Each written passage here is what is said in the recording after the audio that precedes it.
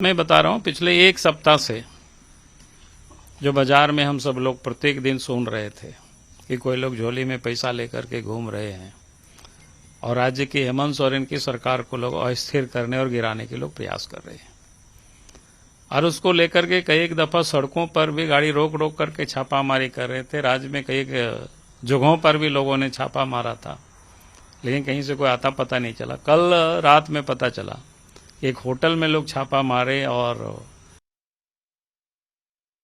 करोड़ों की रुपया भी शायद मिले हैं। ऐसा इस प्रकार की रात भर से चर्चा चल रही थी। हम लोग सोच रहे थे भाई क्या है मामला, लेकिन आज जो सवेरे घटना की जो जानकारी मिली तो उससे तो लगा कि ये बिल्कुल इस प्रदेश की जो पुलिस है और यहाँ की जो सरकार है ये उन बातों को याद कराती है जैसे पिछले दिनों मुंबई की घटना आप सब लोगों ने सुने होंगे कि मुंबई में किस प्रकार से वहां के जो गृह मंत्री थे पुलिस महकमा को पैसा वसूली का जिम्मा दिए हुए थे और कहां से कितना पैसा आएगा कैसे आएगा वैसे लोग वसूली कर रहे थे। लगता है झारखंड सरकार भी उसी के तर्ज पर यहां एक दहशत पैदा करने के लिए और आम लोगों को परेशान करने के लिए जगह जगह छापे मार रहे थे। और कल तो जो हद हो गई, ये घटना कल की नहीं है। पुलिस कह रही कल रात में होटल में छापा मारे, कोई लीलक होटल में पकड़ा, लेकिन वास्तविकता क्या है? अभी तो यहां लोग आए हुए हैं, उनके परिवार के लोग आए, उनके भाई आए हुए हैं।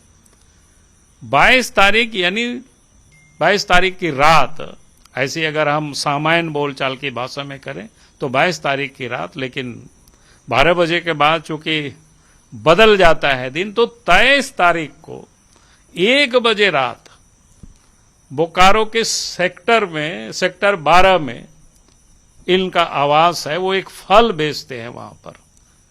बेचारा मुश्किल से महीना में 12-10 हजार रुपया कमाते हैं और उस व्यक्ति को रात के 1 बजे 23 तारीख को उठा करके सिटी थाना उसको ले जाया जाता है और उसमें डीएसपी भी थे, वहां के थानेदार भी थे।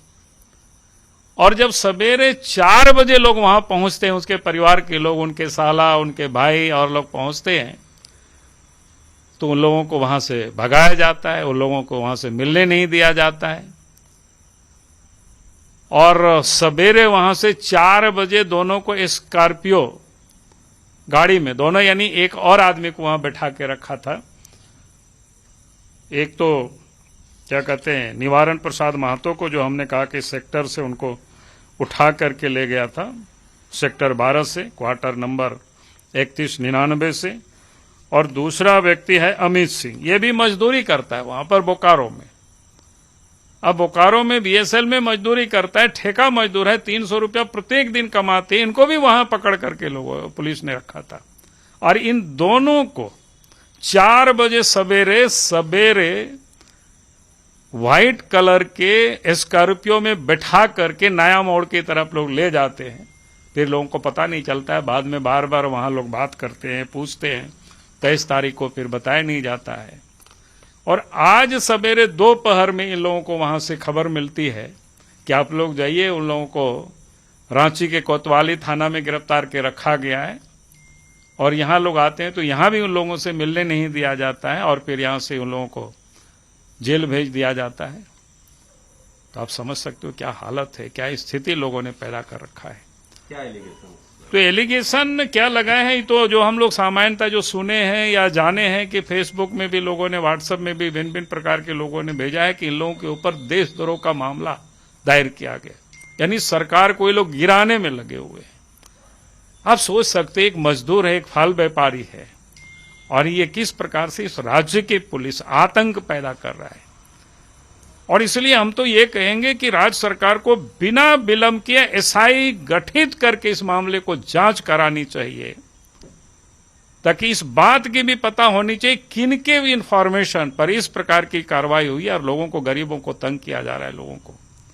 और मैं तो कहूंगा कि इस प्रदेश के जो पुलिस कप्तान है, यहाँ के जो डीजीपी है, उनको तो त्यागपत्र उनसे तो मांगनी चाहिए।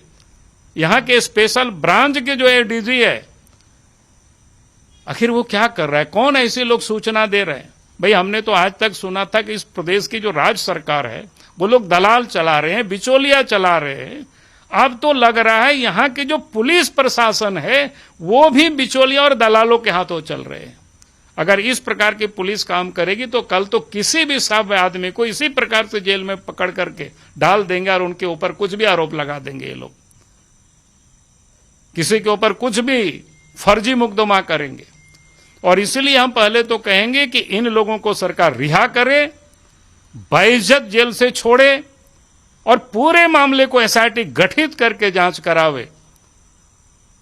और जो पुलिस कप्तान है इन लोगों को बतानी चाहिए सार्वजनिक रूप से जनता को किसके कहने पर इन लोगों को गिरफ्तार किया, कि इतना बड़ा जो गंभीर आरोप या जुर्म जिन लोगों के ऊपर लगाई है ये कोई मामूली आरोप नहीं है सरकार को अस्थिर करने में।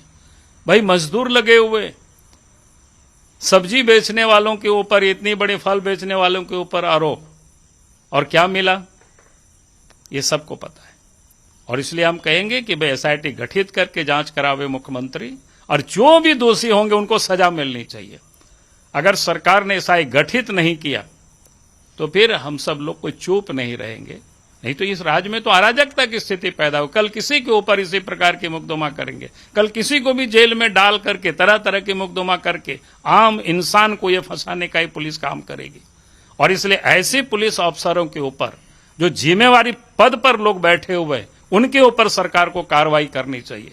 और अगर नहीं कार्रवाई हुआ, इन लोगों को जेल से नहीं छोड़ा गया, तो फिर पार्टी सड़कों पर उतर करके आंदोलन करेगी।